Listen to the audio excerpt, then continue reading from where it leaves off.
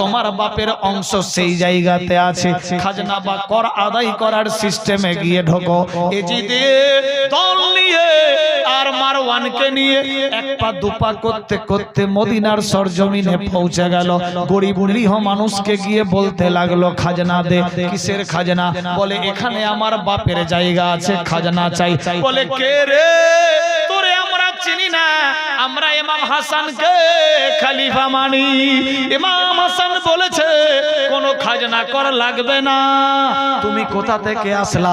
এইভাবে এক দুই কথা হতে হতে যুদ্ধের এলান হয়ে গেল। মারপিট দাঙ্গা হাঙ্গামা শুরু হতে লাগলো। কে যেন দৌড়ে গিয়ে বলে, ভাই হাসান, দুশমন চলে এসেছে। আল্লাহু আকবার। হাসান দৌড়ে বলে, হুসাইন রে চল, নানার মধুর কথা মিথ্যা হতে পারে না, নানার মধুর বচন সত্য সত্য। আজ দামেস্ক থেকে মাবিয়ার বাটা এজিদ আমার গরিব নিরীহ মানুষের উপরে হামলা করছে, চল ভাই চল। দুই ভাই মিলে ঘোড়ার উপরে চড়ে আসলেন। ইমাম হাসান হুসেনের ঘোড়ার নাম ছিল দুলদুল। কি নাম? দুলদুল। দুলদুলের উপরে চড়ে যখন আসলেন বর্ডারে, এজিদি কাফিলা যুদ্ধ হাঙ্গামা চলতে চলতে অনেকে শেষ হতে লাগলো। এজিদ দেখছে পারা যাবে না, চল পালান দে। মারওয়ানকে নিয়ে পালিয়ে এক গভীর বন জঙ্গল পাহাড়ের গুহায় লুকিয়ে গেল। এজিদ লুকিয়ে গেল, সব শেষ। হযরত ইমাম হাসান দেখছে পালিয়ে গেছে, সন্ধ্যা হলো, চল বাড়ি যাই। সবাই বাড়ি চলে গেল। এইদিকে যখন সাত সকাল হয়েছে, এজিদ নিজের মারওয়ানকে নিয়ে পাহাড়ের উপরে একটা গ্রাম বসত ছোট্ট, ওই গ্রামের উপরে উঠলেন। দেখছে দুই একটা দোকান, দোকানের পাশে গিয়ে যখন বসলেন কিছু খাবে। আল্লাহু আকবার। বসে দেখতে দেখতে দেখছে এই গ্রামে একজন নেতৃত্ব দিচ্ছে একটা মেয়ে, যার নাম হলো মাইমুনা। মাইমুনা বেরাদার, মাইমুনাকে ডাকা হোক। ডাকো ওই মেয়েটাকে। ডাকা হলো। আল্লাহু আকবার। মাইমুনা আসলেন। বোন, তোমার নাম মাইমুনা। দেখছে মেয়েটাকে গ্রামের লোক খুব মানে, গ্রামের নেত্রী। মেয়েটা যা বলে তা সবাই শোনে। और কমজোরি দেখলো যে মেয়েটা অনেক অর্থের লোভী। মেয়েটা পয়সার জন্য যা ইচ্ছা তা করে না।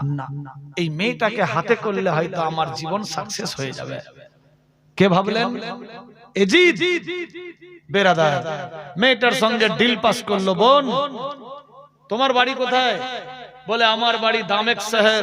আমি মাবিয়ার বেটা, একমাত্র দামেস্কের বাদশার বেটা বাদশাহ। কি খবর এখানে? বলে বোন রে আর বলিস না।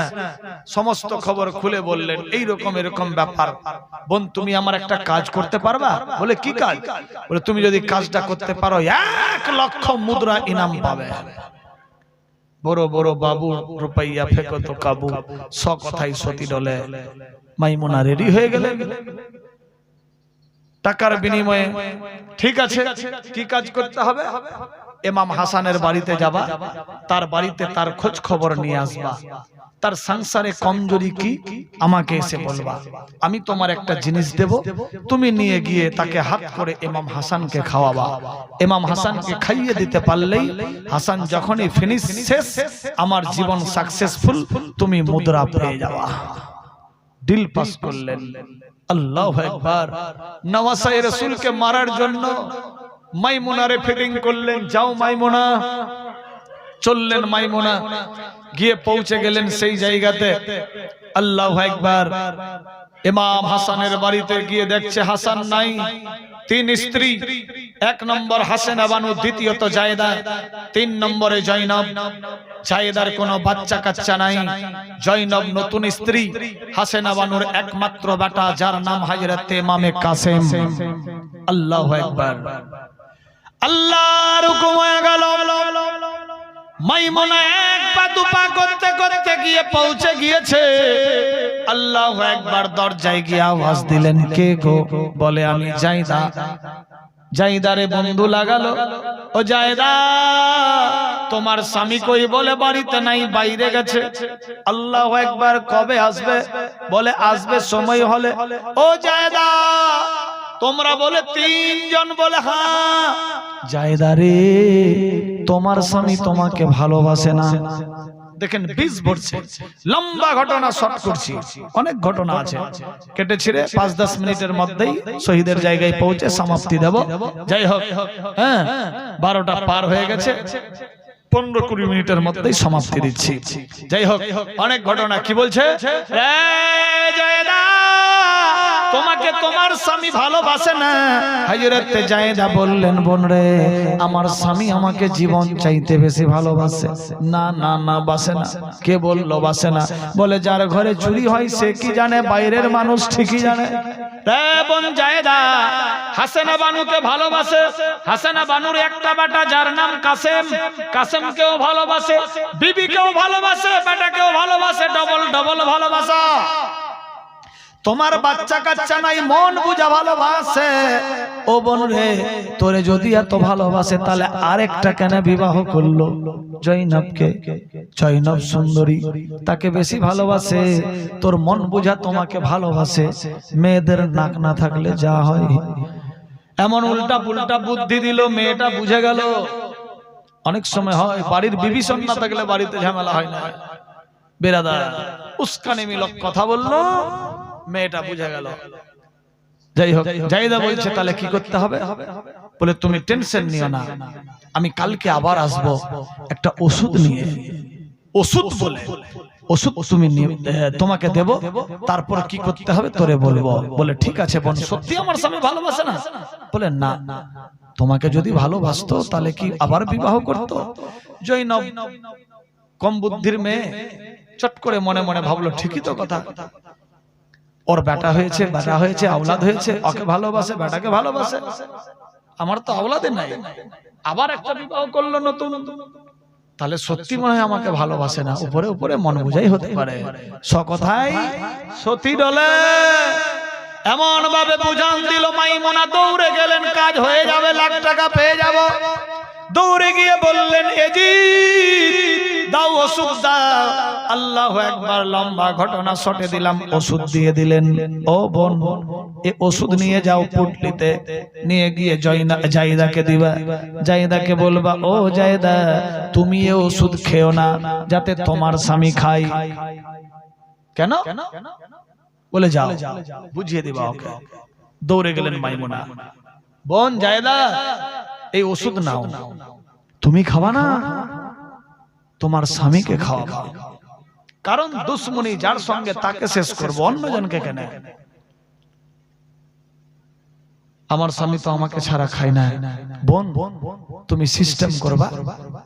বলে ঠিক আছে, তুমিও যদি খাও আর তোমার স্বামীকেও যদি খাওয়াও, তাহলে ভালোবাসা ভালোবাসা এন্ট্রি না হয়ে রি এন্ট্রি হয়ে যাবে। তুমি তো তোমার স্বামীকে ভালোবাসো। বলে হ্যাঁ, তোমার স্বামী বাসে না, তো যার বেমারি হয়েছে তাকে না ওষুধ খাওয়াবে? তো ও বাসে না বলে তাকে খাওয়াতে হবে, তুমি তো বাসো। কথা তো ঠিক, মেয়েদের যে বুদ্ধি, এমন ভাবে বুদ্ধি দিলে তু বুঝে নিলে। আল্লাহু আকবার, আল্লাহু আকবার। ওষুধ দিয়ে দিলেন। বোন রে, আমি প্রত্যেকদিন খবর নিতে আসবো, ফার্স্ট চান্সেই কাজ করে দিবা। আল্লাহু আকবার। 2-1 দিন পেরিয়ে গেল, ইমাম হাসান বাড়িতে আসেননি। 7 দিন পরে ইমাম হাসান বাড়ি এসে, জায়েদা প্রত্যেকদিন যায় আসে, খবর লেই আসেনি।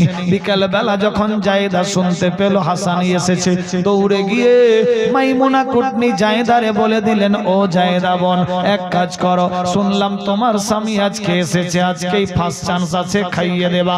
বলে ঠিক আছে। এইভাবে কথা বলে মাইমুনা এবার চলে গেলেন নিজের দেশ, জায়েদা থাকলো বাড়িতে। আল্লাহু আকবার। যখন ইমাম হাসান আসলো, দৌড়ে কাসেম বেটা বাপের সামনে গেল, সেলাম কেলাম হলো, গালে মুখে চুম্বন হয়, সব বিবির সঙ্গে সাক্ষাৎ হলো। ইমাম হাসান দেখতে পাই জায়েদা কোনায় দাঁড়িয়ে আছে। ইমাম হাসান আওয়াজ দেয়, জায়েদা রে, তোমার মনটা খারাপ, টেনশন নিও না, নিও না, আজকে রাত্রি তোমার বাড়িতে থাকবো। ও যে ওকে যে পাম দিয়েছে, তো ও একদম রেগে ফায়ার, আমার স্বামী ভালোবাসে না। হাসান বুঝতে পেরে গেছে, আজকে তোমার বাড়িতে থাকবো। ঠিক আছে। জায়েদা মনের আনন্দ, আজকে আমার বাড়ি স্বামী থাকবে। মাইমুনা তো বলেছিল ফার্স্ট চান্সেই কাজ করবা, তাহলে আজকেই আমি ওষুধ খাওয়াবো, আমার স্বামী আমাকেই শুধু ভালোবাসবে। ঠিক আছে, রাত গভীর হলো, ইমাম হাসান নানার রওজাতে চলে গেছে, আসেই নেই, মন খারাপ। নানার রওজাতে গিয়ে চোখের পানি ছেড়ে দোয়া করছে, নানা 7 দিন পর বাড়ি আসলাম, নানা মন ভালো নাই, নানা বাড়িতে ঢুকছি কেমন কেমন লাগছে, নানা গো জানি না নসিবের লেখা কি আছে নানা। নানার রওজাতে গিয়ে আরজি করলেন, আওয়াজ আসতে লাগলো, নাতি ভাই টেনশন নিও না, আল্লাহর লেখা কলম কোনোদিন মিথ্যা হতে পারে না।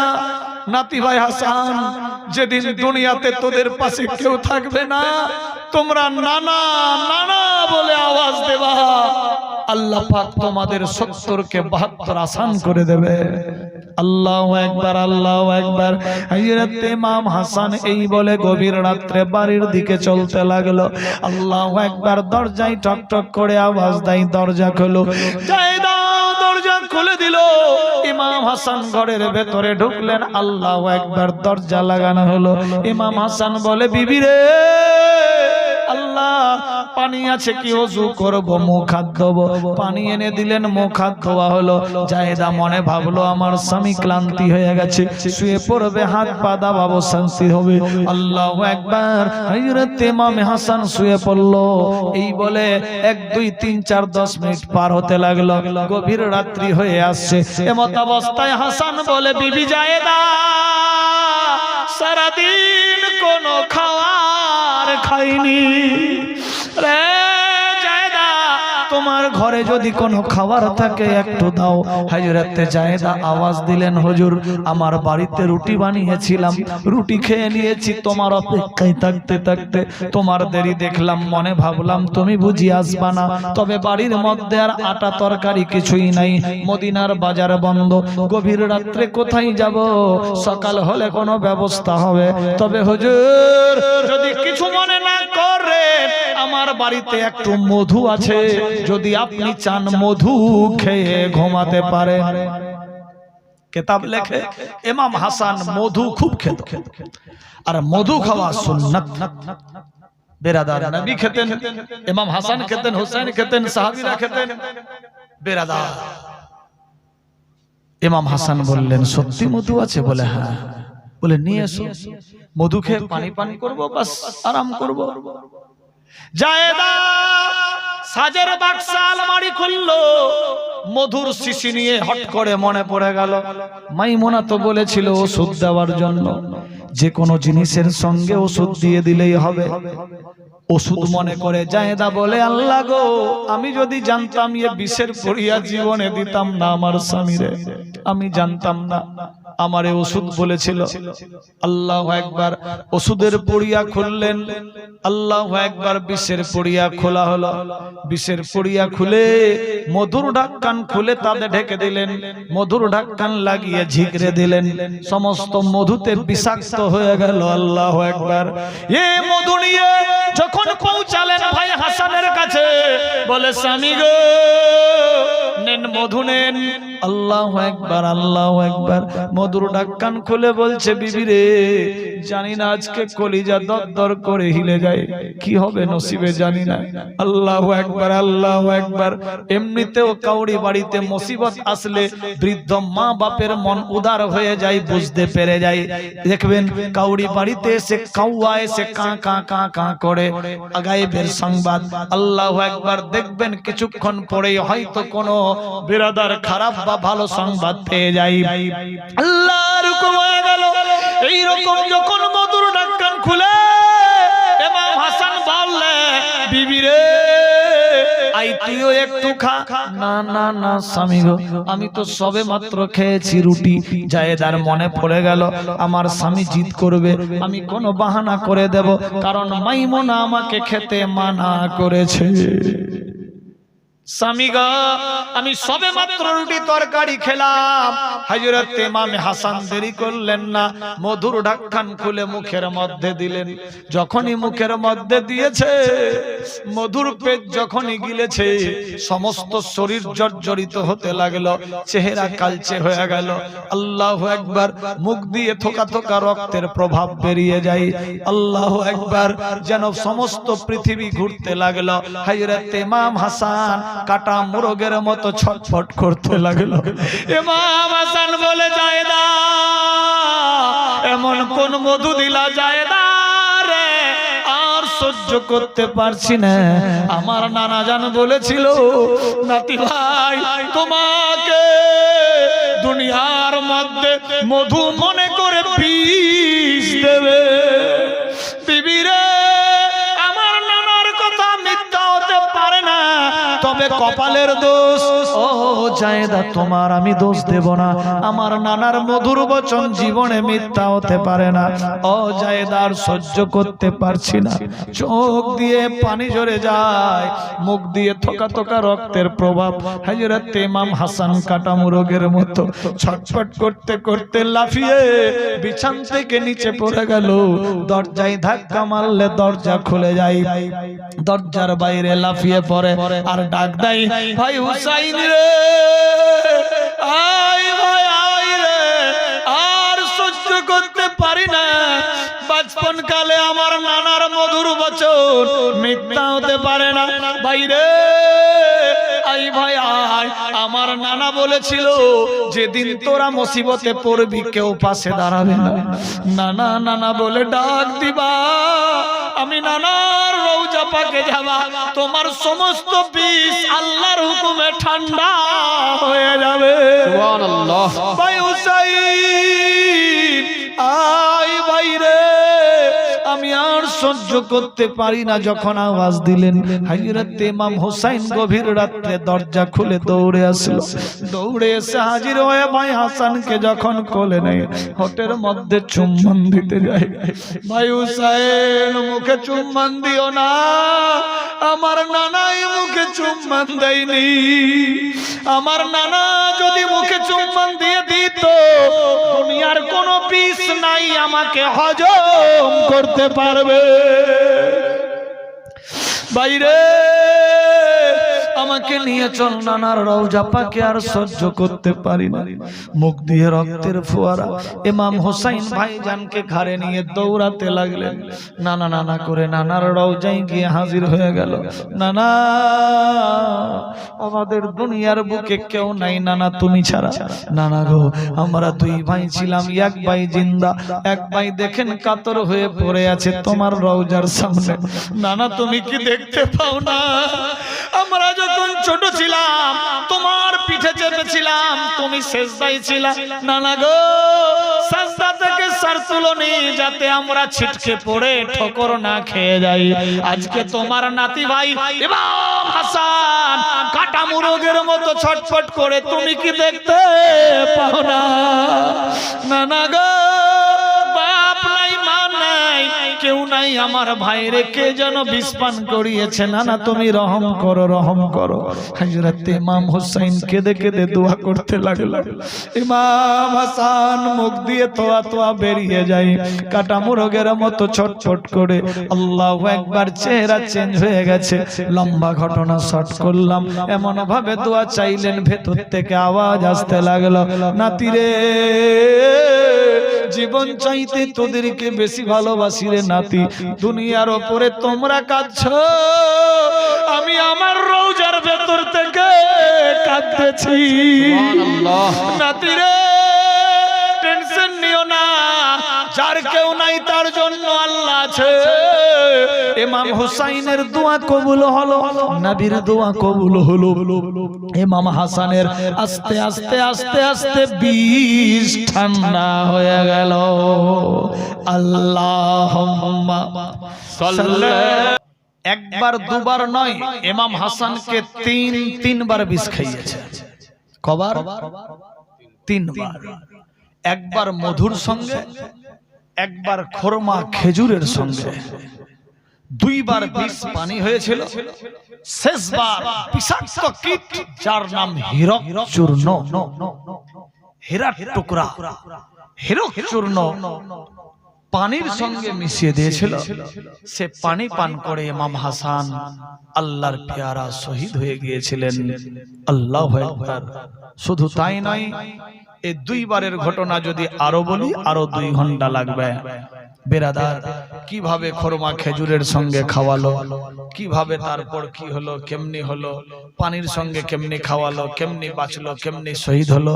বেরাদার বন্ধুগান, আকার ইঙ্গিতে বুঝে যান রাত্রি 12:30 বাজতে চললো।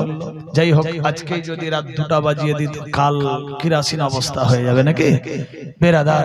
তাহলে বুঝা গেল এইভাবেই ইমামে হাসানকে আরেকবার বিষ খাইয়েছিলেন খেজুরের সঙ্গে। কেউ লিখেছে খুরমার সঙ্গে। মাইমুনা কুটনি বুদ্ধি দিয়েছিল, বোন তুমি খুরমা খেজুরের সঙ্গে মিশিয়ে দেবা। বোন রে, আমার স্বামী তো আজকে আমাকে ছাড়া খাবে না, তবে এক কাজ করবা, তুমি কিছু খেজুরে বিষ মাখা ওষুধ মাখাবা আর কিছু খেজুরে মাখাবা না। যেগুলাতে মাখাবা সেগুলাতে একটা নিশান চিহ্ন লাগিয়ে দেবা। তোমার স্বামী যখন বলবে আগে তুমি খাও, তো যেটাতে মাখাওনি তুমি চিনতে পারবা, সেটা তুলে মুখে দিয়ে দিবা। তাহলে তোমাকে দেখবে তোমার স্বামী যে না আমার স্ত্রী তো ঠিক আছে, আর তোমার স্বামী তো জানে না কোনটাতে ওষুধ। চট করে যখন মুখে দেবে তখন তোমার স্বামী ক্লিয়ার হয়ে যাবে। হযরত ইমাম জায়েদা বলেছিলেন, সত্যি আমার স্বামী ভালোবাসবে তো? বলে হ্যাঁ, ভালোবাসার নাম করে বিষ দিয়েছিল। আল্লাহু আকবার। তবে প্রথমবার যখন জায়েদা বললেন, এই মাইমুনা তুমি আমাকে কোনো ওষুধ না বলে মনে হয় বিষ দিয়েছিলা, তো নিজের দোষে তো কেউ নিজের উপরে ঘাটতি নেবে না। মাইমুনা বলেছিল, বোন রে তোমার মধুটা মনে হয় অনেক দিনের ছিল, ড্যামেজ হয়ে গিয়েছিল, এই জন্য বুঝি সেই রকম হয়েছে, আমি তো তোরে ওষুধ দিয়েছিলাম। এমন ভাবে বুদ্ধি দিল, জায়েদা আবার বুঝে গেল। বেরাদার, আল্লাহর হুকুম, কারণ আল্লাহর হুকুম তো আগেই হয়ে গেছে, আল্লাহর লেখা কলম তো আগেই হয়ে গেছে। নবী মুস্তাফা তো আগেই বলে দিয়েছে যে নাতি ভাই তোমাদের এই এই এই এই হবে, এই সিস্টেমে হবে। তোমাদেরকে যে আল্লাহ পাঠিয়েছে তো আমি নবীর ঋণ পরিশোধ করার জন্য, আমার গুনাহগার উম্মতিকে উদ্ধার করার জন্য। যাই হোক, এরা